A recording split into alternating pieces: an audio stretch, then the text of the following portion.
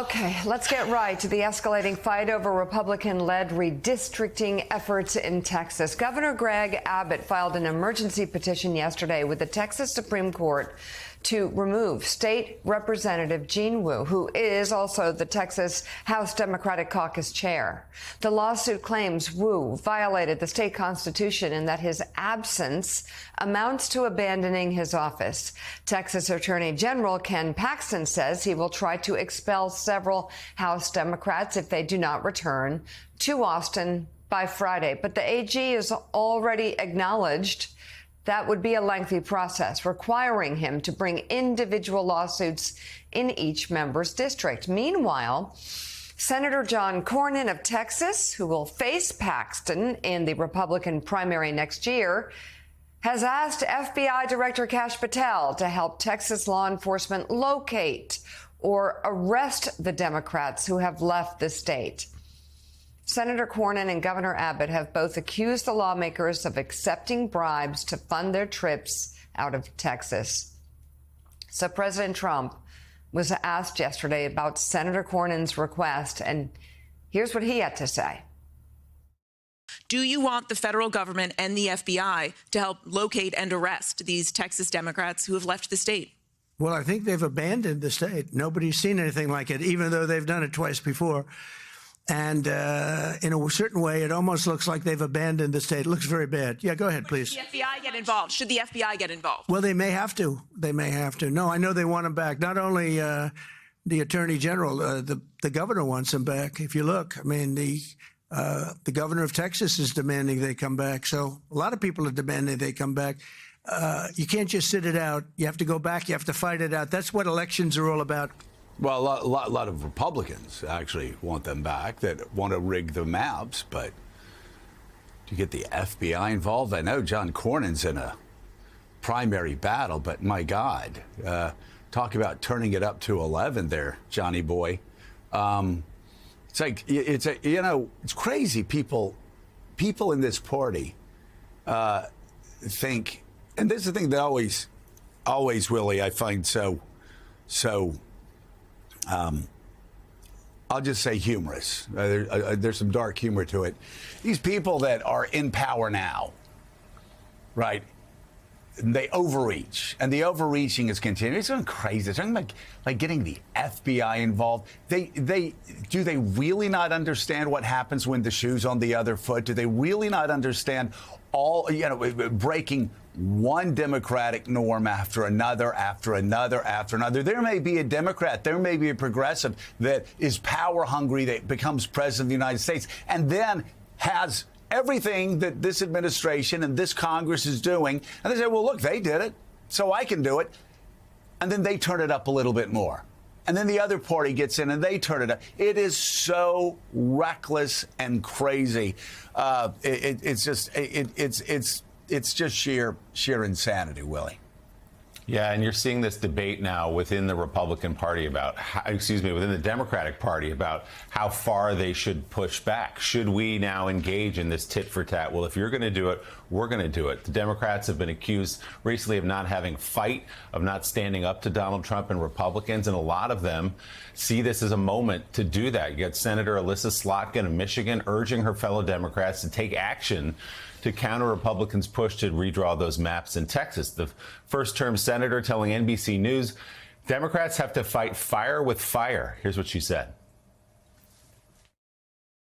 I'm going to urge and encourage blue states like a California or a Chicago or a Illinois, to do the same thing. I don't want to do that. I want the country to have a completely nonpartisan drawing of the lines based on the census. But if they're going to do that and go nuclear, so am I.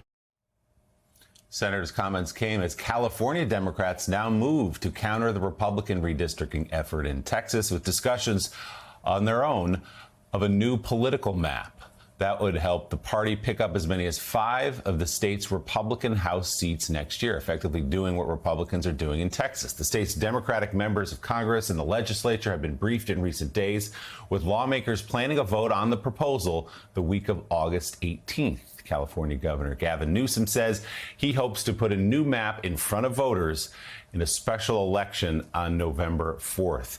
So, Charlie Sykes, this is the reaction, but let's talk about the action, which is what Republicans are doing in Texas. We'll point out again, as we always do, these maps usually redrawn at the end of the decade after the census based on population, not based on political whims. Right. Well, and there's nothing subtle about it. I mean, Donald Trump said that out loud yesterday that we're entitled to 5 extra seats. But I mean, look at the vortex of escalation that we're in right now. The cycle. The whole point of mutual assured destruction was to deter extreme measures. But what happens if it doesn't deter? You know, then you get the nuclear option. Then you get the destruction. And so Democrats, I think, have come to a consensus very, very quickly that they are not simply going to stand aside and wring their hands and say, you know, we're going to, take the moral high ground, because, quite frankly, the alternative is electoral annihilation. So what we have, and then the New York Times described this the other day, we are in a period of maximum political warfare. And the consequences, look, are going to be, long lasting. But unfortunately, this is the kind of cycle that you get into when you have someone like Donald Trump asking that all the norms be trashed, when asking that one rule after another be thrown away. So sooner or later you get this nuclear option. But what comes after the nuclear option? Nuclear winner. Not good for democracy. Not good for the electoral system. But what alternative do they have at this point if, in fact, this is the way they're going to go in Texas? Again, the stupidity of this, all you have to do is look at history. We've talked about this time and time again. Just look this century and see how it's bounced back and forth. I got to run through it again really quickly. 2004, George W. Bush wins. Karl Rove's talking about a permanent Republican majority. 2006, Nancy Pelosi, Speaker of the House. 2008, Barack Obama wins a massive landslide, and everybody's talking about a new generation of politics. Republicans are going to be thrown out forever. 2 years later, the Tea Party takes over. They come and say, people have spoken, we're in charge now forever. 2 years later, Barack Obama wins. 2 years later, in 2014, Republicans have one of their biggest years later. Donald Trump wins in 2016. And people go, oh, this is changing the landscape forever. 2018, who's Speaker? Nancy Pelosi becomes Speaker as the Democrats have big off-year elections. And then Biden wins in 2020, and then we have Donald Trump again. But again, they're turning it up to 11. They're going, by the way, Spinal Tap 2 coming out soon in theaters near you. They turn it up to 11. And so what happens? Jim Vandehei, we've been through this so many times. The American people are between the 40-yard lines. They just are. And right-wing freaks and left-wing freaks can't change the fact that the American people are between the 40-yard lines. They care about affordability. They care about inflation. They care about, there's a Wall Street Journal page, Wall Street Journal story. Many are earning more, but are in worse financial shape. I mean, the underlying economic ills are not being treated. And people, these Republicans are running around, and what are they doing with their power? They're subpoenaing a president from, who hasn't been in office for a quarter of a century. They're trying to play political gamesmanship in Texas and get the FBI involved. Like, this turns off voters. It's why there are a lot of generic ballot polls that are showing Democrats moving far ahead of Republicans. It's like you and I were there when, 25 years ago when Republicans still talked to Democrats. Yeah, we fought, but I always was very conservative, but I always sit with Democrats. Had friends on the other side. It's gotten crazy now. And to what end? There's not going to be total victory. There's not going to be an absolute surrender. I mean, you look at this poll on who would you vote for today? The Economist YouGov. Democrats are now 5 points up over Republicans, and that's a jump of about 3 points. And in large part because Republicans are being so extreme. Why don't they govern to help people who are struggling? I would take it a step further. I think that if you're using the football field analogy, I think most Americans are within the 25-yard lines. Like 70% of people are really normal. They're not that engaged in politics. The problem is the power in politics sits outside that 25%. You look at Trump and his base, it's not half of the country, it's about half of the Republican Party, and that is the dominant theology. And I think maximalist politics, maximalist power is a good way to describe it. Well, every action begets an opposite, equal, and often overreaction in politics. So if you're a Democrat, you look like a chump if you don't do unto them as they're doing unto you. If they're going to redistrict in Texas and you want to run for president, of course Gavin Newsom's going to say, let's do the same in California.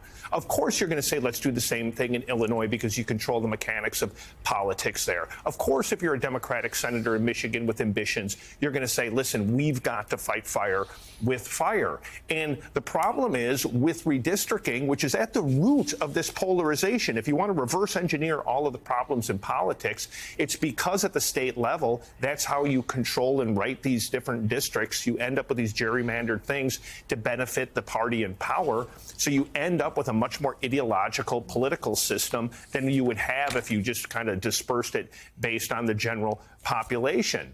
And so this is not surprising. This is like the messy ugliness of democracy and the federal system.